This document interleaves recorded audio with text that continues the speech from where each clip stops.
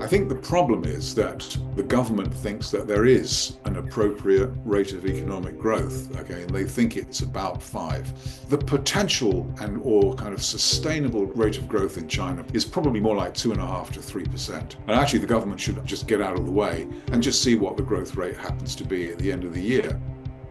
For years, the Chinese economy seemed unstoppable. Now people are spending less, the all-important housing sector is in a downturn, and a further trade conflict with the United States looms on the horizon.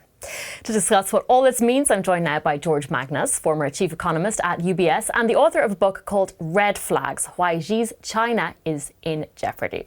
George, welcome along. It's lovely to have you with us. Now, it's been 12 years since Xi Jinping took office, 6 years since you wrote your book. What's the biggest red flag you've identified in his economic policy? Well, I suppose in terms of economic policy, I think the biggest red flag is really the management of a set of issues which he inherited when he became leader in the end of 2012.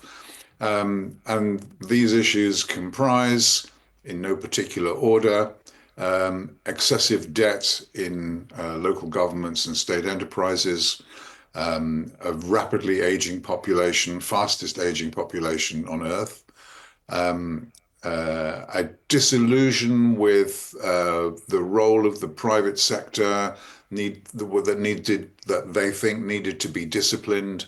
And so the governance structure has become much more controlling, much more repressive, and poor productivity. So yeah, I mean, there are systemic issues which had been building over a period of time, and I don't think that Xi Jinping's government has really been willing or able, certainly not willing from a political point of view, to be able to deal with them in the way that I think we would normally have expected, and indeed many Chinese economists actually now think should have been applied.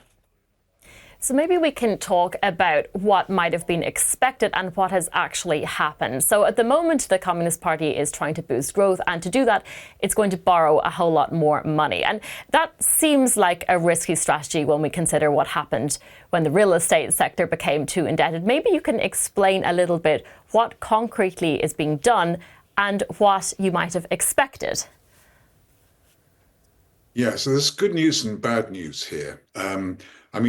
After the financial crisis, what the Chinese call the Western financial crisis in 2008, the Chinese, who actually saw this coming by virtue of the fact that their export orders on many of the kind of coastal ports and provinces which are heavily geared towards exporting to the West, many of these factories their orders dried up, and they had to send hundreds of thousands, if not millions of workers home. So in response to that, they actually launched a huge stimulus program. At the time, it was valued at about 14% of national income. And this was really the beginning of China's sort of addiction to debt. And they allowed all sorts of extraordinary and extreme egregious things to happen in the financial sector, involving banks, non-banks, shadow banks, intermediaries that didn't really have any kind of financial anchors but indulged in financial products as well. Anyway, to cut a long story short, this credit mania basically took hold of China in the years following the crisis, and until about 2015, 2016, when they realized it had gone far too far. By the way, in the process of doing that, of course, they stoked up the property bubble that was already, beavering away quite nicely. So by the time we get to 2015-16, they decided it was time to clamp down on it. And in some respects, they've done that reasonably successful. That's the good news. The bad news is that the growth of China's economy is not only slowed down, but actually the demand side of China's economy is so weak that actually they are on the cusp of or experiencing deflation. So falling prices for goods, falling prices for some services, falling consumer prices, etc. And so what this really means is that they're kind of faced with a situation where they have to try to sort of address the reasons that this is happening, don't seem to be doing it that successfully, and nevertheless, debt is still rising too quickly relative to the growth in the economy. So, there was a big conference last week, and every year at the end of the year, there's a conference called the Central Economic Work Conference where they talk about measures and issues for the following year. And well, we can hope. I mean, there wasn't a lot of kind of bright, convincing reasons to be hopeful, but there may be some that the government will try to get on top of some of these issues in 2025. But getting on top of the debt issue and why the economic model in China isn't really working that well anymore is quite a pressing point now. I want to go back to this question of debt, because if you look at an economy like the United States, it seems that very, very high government spending does also correlate with high growth. Why is this not the case in China? Well, I suppose ultimately it depends, what are you using the debt for? I mean, so I don't think we should take the view that sort of a lot of debt is a bad thing and no debt is a good thing, because that need not necessarily be true. You can actually incur obligations, debt. I mean, debt is really just sacrificing tomorrow's consumption, as it were, to get it today. So you're borrowing from the future, so to speak. But if you actually borrow money to provide, I don't know, or facilitate capital investment in productive assets, which is going to generate a return to your economy or to society in years to come, I mean, that's not necessarily a bad thing. In fact, we'd actually welcome governments doing more of that. I think the case in the United States, obviously, is a lot of the debt that's being piled up is Social Security, healthcare, pensions, unfunded tax cuts we worry about really under the next administration. So these liabilities obviously eventually will have to be paid for one way or the other. In China's case, I think the problem is that a lot of the debt that has been or is being built up is in sectors that are really over the hill, right? Which is real estate, which is on a secular, structural kind of downturn now, and infrastructure, which has been overbuilt. I mean, it's not true to say, although it's very popular to say it, it's not true to say that all infrastructure is good, because it must mean that, if you have more high-speed trains, more airports, more highways, etc., that this is a good thing. It might be a good thing, but it's not a good thing if the investments are not viable and not commercially viable, if they lose money. And that's the problem that China's run into now, that too much of the debt that has been and is being created is not commercially viable. But isn't it also true to say that in some areas like green energy, electric mobility, China has been very successful in investing in something that is future-proof? Absolutely. And I think this is the sort of Jekyll and Hyde picture of China, which, again, I think is often a little bit hard to grasp, because the situation is invariably not always as black as people make out, but not always as optimistic as people make out. So there's no question then in wind and solar, electric vehicles, batteries, things that in Germany and in Europe and lots of other countries, these things are increasingly trenchant from an economic, commercial, and political point of view. But China excels in these areas and is obviously trying to be a world leader in other cutting edge areas of science and technology, like quantum computing and biopharma and all of this kind of stuff, AI. So what you have is this kind of conjuncture, really, strange conjuncture of what I call islands of technological and scientific excellence and leadership, but in a sea of macroeconomic disturbances and imbalances, which are problematic. I mean, this is very similar in a way to the situation that Japan found itself in the late 1980s and the 1990s.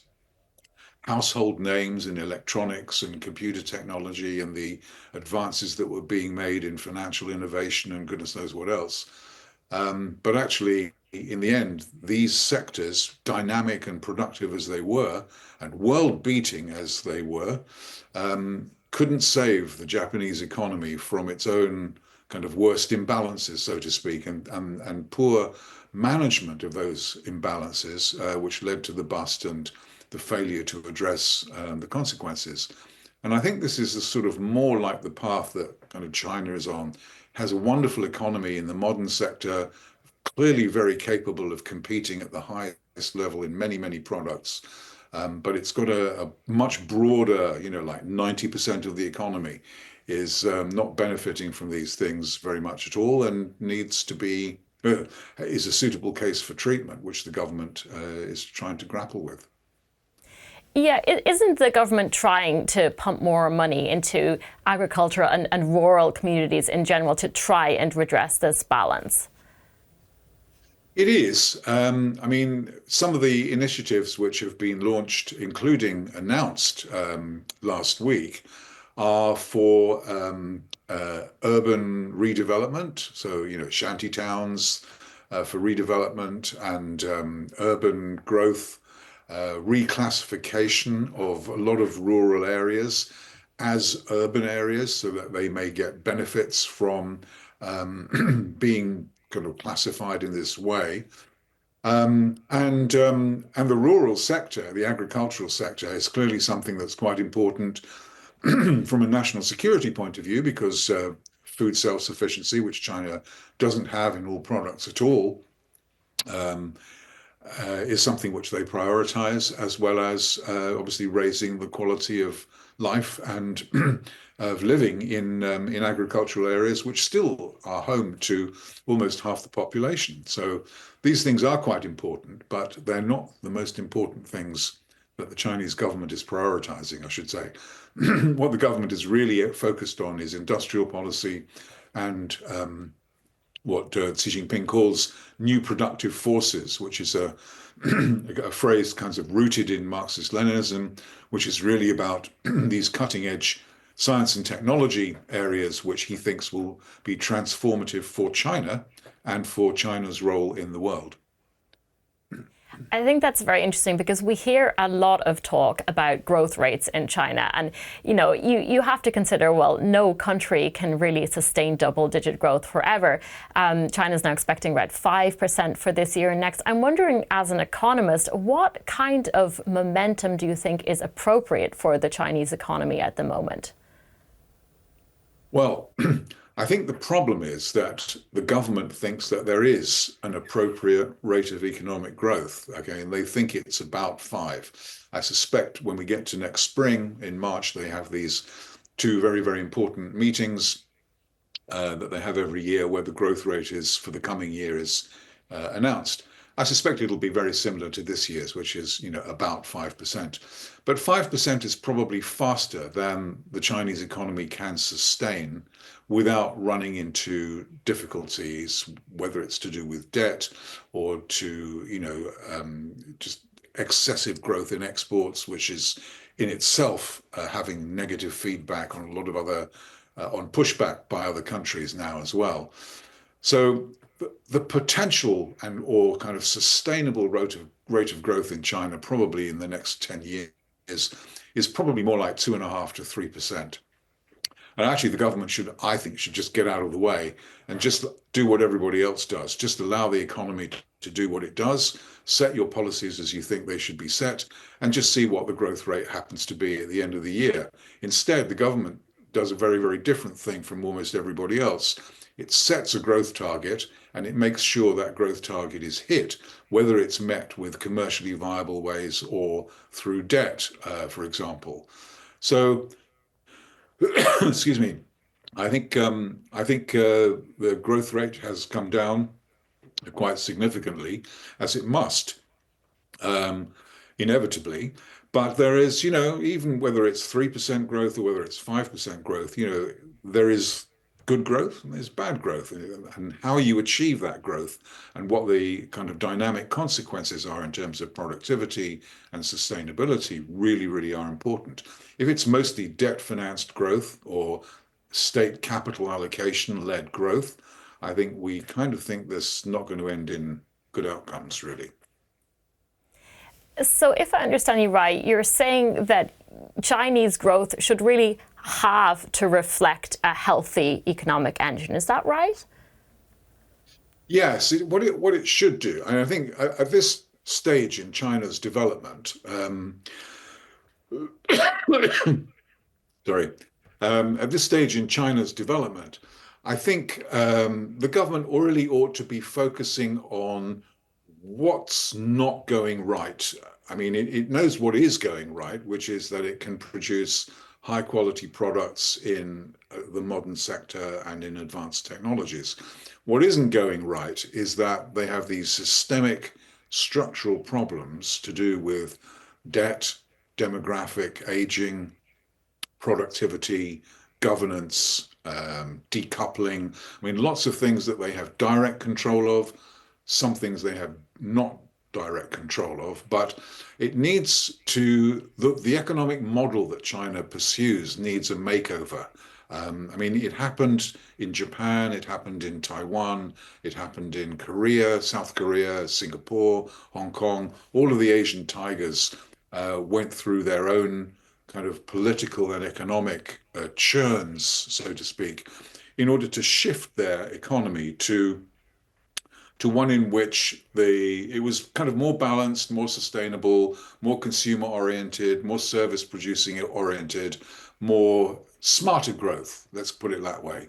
And this kind of model change is something which the Chinese government really ought to be doing, according to certainly a lot of Western economists. But as I said before, I think also many Chinese economists in think tanks and universities across the country have become more vocal about we just don't seem to be on the right path. You know, we seem to be doing things that are ending up causing more trouble, and we need to rethink how we manage and arrange our economic model in order to get better results. The trouble is, at this stage, if you're a country like China with income per head of around $12,500, so upper middle income, you need to basically do things which are potentially very difficult and awkward to do politically, and require usually quite a lot of boldness in terms of political leadership. And I think, as everybody understands, you know, China has a Leninist leadership, it has a Leninist party. It's not really that willing to try to experiment with things that it thinks would be threatening to itself. That's the problem. Can you give me some examples of these kinds of measures that would be threatening to the regime itself? Well, let's put it this way. China's economy is excessively focused on investment, which is leading to misallocation of capital. And it's excessively reliant on industrial policies on an unprecedented scale, by the way, which are creating a huge second export surge. First big export surge happened in the 2000s after China joined the WTO. Now we've got a second big export surge in products that many Europeans will be very sensitive to because they involve automobiles, electric vehicles, obviously, batteries, as well as wind and solar and so on.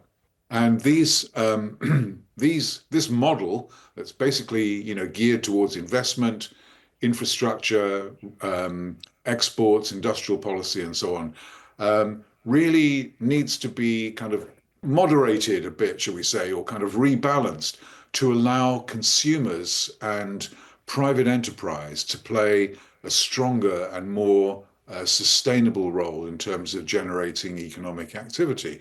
But of course, with every shift in economic power, you usually have to redistribute political power as well. So if you empower consumers, if you empower private firms, genuinely private firms and small and medium-sized enterprises, if China was to follow, say, the Mittelstand kind of route and just put this kind of small, medium-sized enterprise sector at the forefront of economic growth, as they indeed were for much of the 1990s and the 2000s, then that's a different political context in which economic growth would be taking place. It would require redistribution. It would of income and of wealth. It might require changes in ownership towards more private forms of ownership. So, do you see what I mean? The politics of economic policy are really, really important, and you can't divorce the two. So there are lots of things the Chinese government can do to tweak and incrementally change the things that it's doing. And they might be able to bring about cyclical amelioration or improvement, which is what they're doing at the moment. But with this strategy or with this approach, they won't really change the dynamics that are embedded in the structure of the economy through who has the political power and ability and freedom of action to do things, including fail. We think that creative destruction is actually quite a good thing because it means that people learn from their mistakes, and doesn't really matter if a young upstart, or whether it's a company or a person, tells the boss or the established firm that they're doing things wrong. But in China, of course, this is a different sort of approach in the current political environment. I do understand what you mean, but when you say that these pro-enterprise policies were previously in place, who is it really threatening except Xi Jinping himself? Good question. I mean, when China experimented with, market mechanisms and the blend of state-led control with prices and or greater role and tolerance for prices for small and medium-sized private firms, for non-governmental organizations, et cetera, et cetera. I mean, this was a different kind of political environment in which some blue water was being created between the state and the party, between party institutions and state and private institutions. I mean, all within the context of what was always a Leninist country. But there was room for maneuver, and the governments of the day under Deng Xiaoping and his successors actually sanctioned and promoted that room for maneuver. Under Xi Jinping, it's all kind of shut up, really, and it's kind of reverted almost to the more autocratic and diktat-oriented kind of approach that was adopted under Mao. So when you ask the question, who does it affect? I mean, Xi Jinping is kind of absolutely adamant that the party is and must remain in control of everything. I mean, as the economy has faltered or run into a series of problems, the degree of control and repression by the center has increased. And I think much of what the government deems to be politically appropriate is for itself and for its survival. So I think there's a case to be made, certainly, that the relaxation of political controls or political liberalization would be really a kind of a black and white case of it's either to enforce, the strength and the rule of the Communist Party, or it's to share that with the private sector. And the party has clearly made its choice. You mentioned that there are voices among economists who are warning against this strategy. Are they being heard? How freely can they express these views?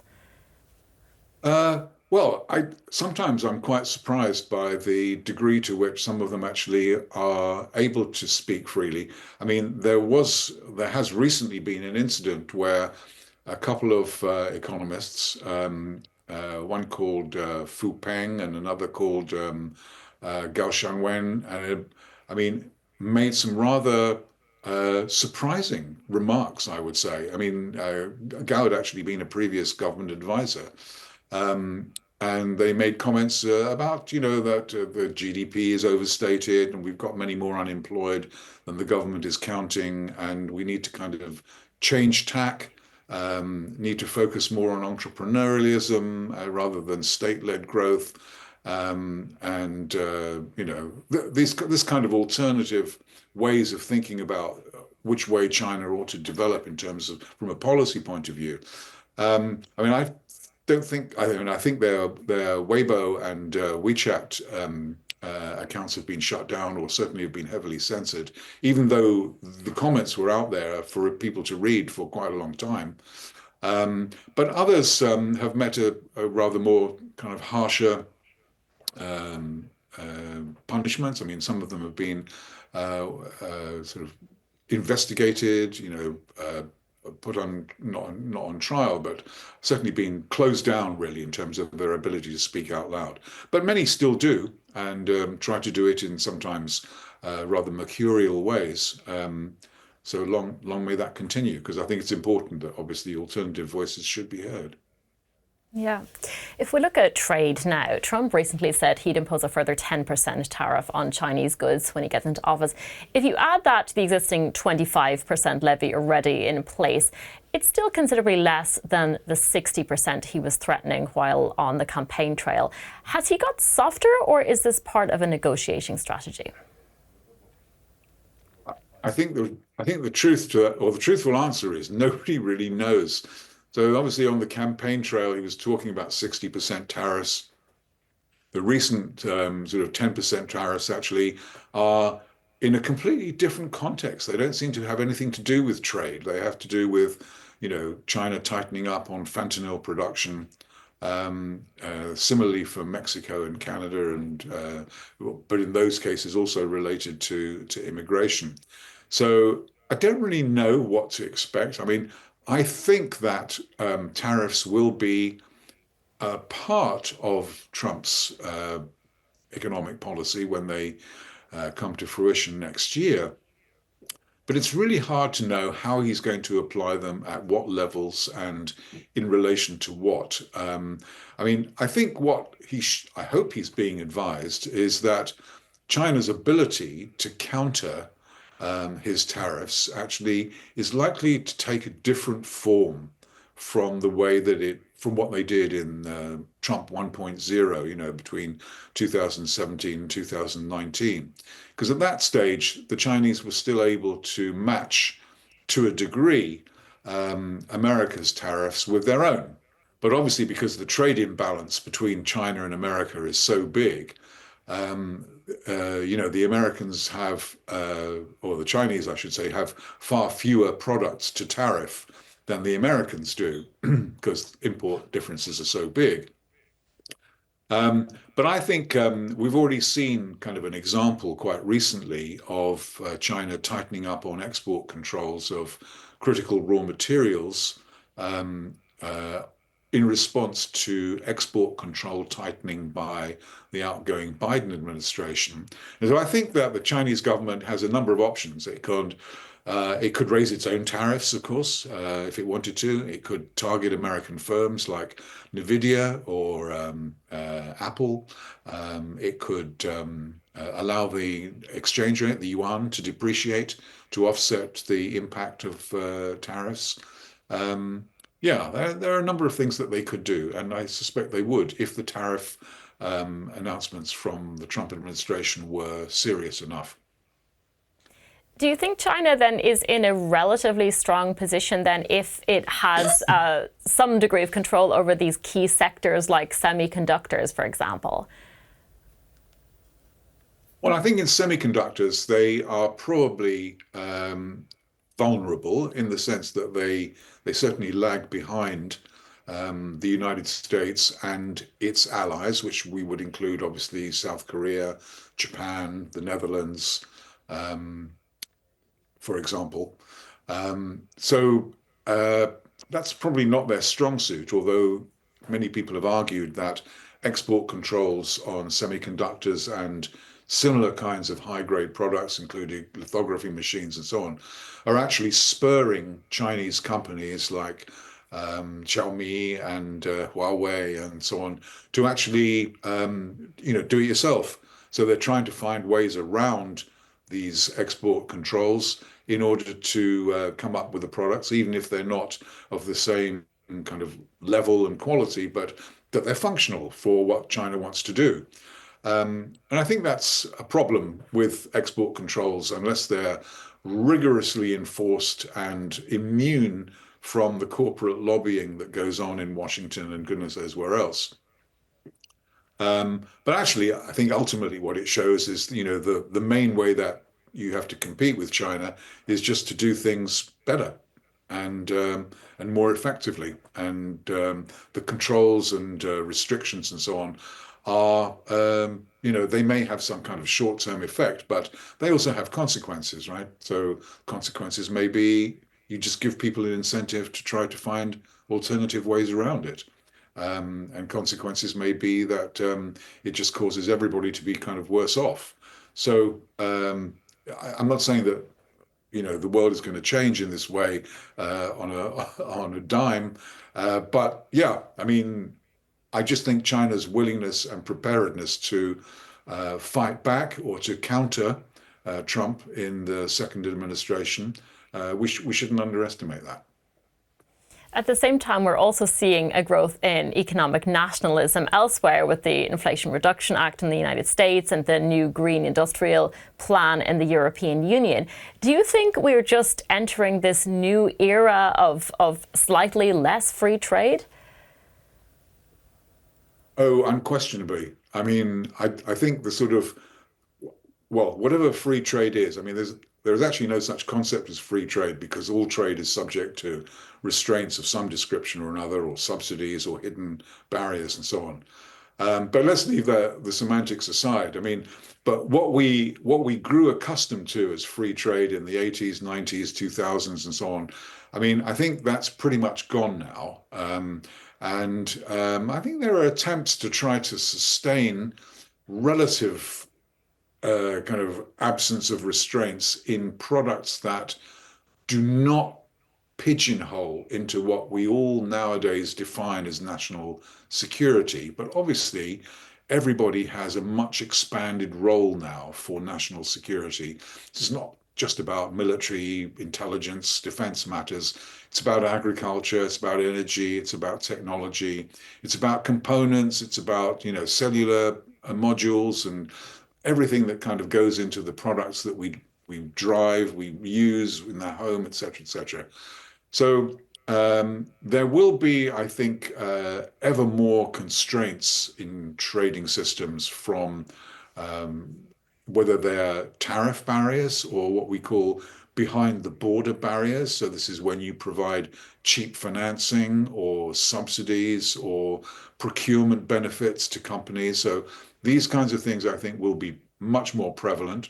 I think we're also going to see much more pushback against what many people would argue would be Chinese mercantilism, right? So China has a policy of promoting exports of big products where it has a huge global role in terms of manufacturing. We know that. And so either the European Commission, member states, United States, Japan, Australia, lots of countries are trying to resist this in one way or another. But also other countries like, Thailand, India, Brazil, Turkey have announced displeasure and anti-dumping investigations into other products, not just kind of electric vehicles, but steel, aluminum, and other things that they think that China produces in excess and effectively dumps or makes available at much reduced prices, which undermines the economies and the commercial systems in other countries. So this is a non-sustainable problem because you cannot have the economic and industrial policies of most of the world decided by the industrial policies of the second biggest economy in the world. That is the background to and the reason for the pushback evidenced, for example, in what the Commission has announced to some limited degree, and in the Inflation Reduction and Chips and Science Act in the United States and so on. So, yeah, I think this is going to be and remain a pretty fractious area of engagement or detachment, I should say. If there is a kind of global consensus that China's industrial policy is unfair, do you see any scenario where there would be a concerted effort, a joint effort to counter it beyond Western alliances? Uh, I don't think so. I mean, I can see because the Western so-called Western alliance system is built around like-minded countries coming together to talk about issues and try and adopt similar kinds of standards and responses. I mean, I think that's probably the first line, really. But I could see, there are a number of countries in, I don't like to use the term global south because I'm not sure what it really means. But let's use the term for the moment. But within the global south, obviously, there are lots of countries with disparate needs and features. So India, for example, probably maybe the one of the biggest, other than China, of course, but India, one of the biggest countries in the global south, I mean, has its own issues. It's not necessarily, a kind of a diehard friend of the West and locked in any kind of alliance system. But it also has this kind of fierce reputation and pride in being non-aligned, and in making sure its own interests are served, and many of its interests may be served by aligning with the United States and Europe on some issues, but maybe not on others. The same might apply equally to Brazil and to Turkey and to other nations too. So I think there's going to be a bit of a scrap. I mean, I use the word kind of colloquially. I mean, a struggle would be probably a better word for the commercial alignment and economic interests of many of these countries in the middle, so to speak, who are neither part of the China, Russia, Iran, North Korea axis of resistance, as it's called, but also not part of the US Western G7 type of group either. So that's where the kind of pushing and pulling, I think, is going to take place in terms of trade standards, commercial values, et cetera, et cetera. So if I understand it right, we're not going to see economic policy being decided based on any sort of political ideology. We're probably going to see decisions made much more on a case-by-case basis. Kind of. I think it's a bit of both, really. I mean, I think so. The China, Russia, North Korea, Iran axis is, delicately called Crinks, right? So the Crinks on the one side and countries that align closely with the security and commercial interests that China offers. Obviously, they will make their decisions, according to, principally how China defines them, because it's the most important economic power in that bloc. Similarly, on the other side, you've got the United States, Western Europe, Australia, Japan, lots of other countries that see their economic and commercial interests, in that bloc. But there are a lot of countries, obviously, in the middle. I mean, there's, Latin America, large swathes of Africa, certainly in Asia as well, and even parts maybe of Central and Eastern Europe, are kind of not firmly in one camp or the other. And the struggle, I think, is going to be to try to appeal to those countries to align with and kind of express interest in the economic systems and the alleged benefits, of course, which either side has to offer. And so far, the narrative is very much that if China offers, cheap loans, lots of infrastructure financing, cheaper products, electric vehicles, for example. I mean, these are quite persuasive reasons for people to maybe choose make their economic choices with China, even if their security interests lie elsewhere. But anyway, that's really where I think the struggle is going to be. You've talked a lot about excessive state intervention, but one area that China really has not managed to intervene effectively is in demographics. It seems that it's a lot easier to stop people having children than to force them to do so. Where do you see this going? Well, the Chinese government is not happy about it. I mean, they have adopted a very natalist kind of attitude to the birth crunch. Just so that people understand, the birth rate in China in aggregate is probably now either just above or just below one. And it's not been attributable, I should say, to the one-child policy, which had quite a negligible impact on the birth rate, had a huge impact on the gender balance in China.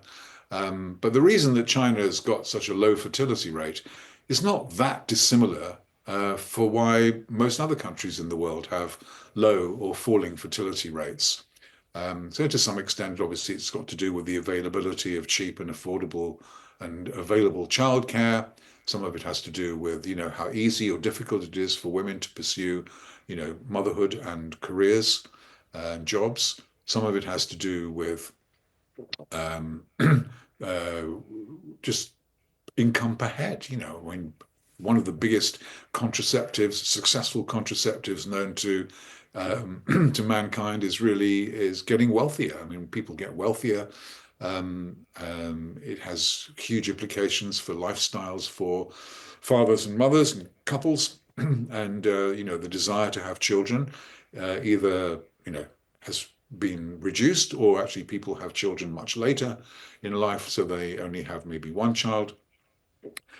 So people have tried all sorts of methods to try to get around this, cash incentives, making it easier for women to work and be mothers is clearly a very important part of that process. Some Scandinavian countries have done that reasonably successfully.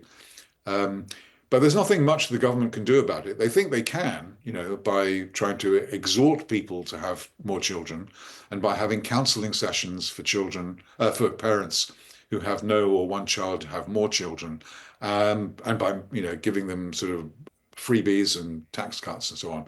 Doesn't really work. I just think it's a kind of a zeitgeist thing. People just don't want to have kids that much anymore. Who knows, like in 20, 30 years, it could change again. But the forecasts made by the United Nations, for example, suggest that this is going to be here to stay. So we have to see. One obvious policy response to a low birth rate is to increase immigration. How much of a factor is this in discussions in China? Zero. There is really very little in the way of immigration into China. Even in Japan, which now has some immigration, it used to be the case that it was, rarer than a hen's tooth. But some countries can change. The whole kind of immigration debate, as we know in Europe, is highly politically charged. It's not particularly popular, certainly not in terms of open door policies. But in China, there's never really been, there's been a lot of internal migration where people from the countryside go to urban areas and so on, but not really any kind of form or track record of admittance of foreigners on any kind of significant scale to work in China. And I don't think it's going to happen really. Even in countries where there is high immigration, for example, in the United States, Canada, Australia, New Zealand, the amount of immigration that would be necessary to offset the impact of a declining working age population because of low birth rates and not having enough children to become workers. The amount of immigration that would be necessary to offset that is just politically off the charts. So they can get by better, but immigration alone cannot be the answer to the problem. And if you have no immigration or very little immigration in the first place, you have to try even harder with the other methods that are available to countries to try to compensate for that declining population. All right, George Magnus, it's been a real pleasure to talk to you. Thank you so much. Thank you.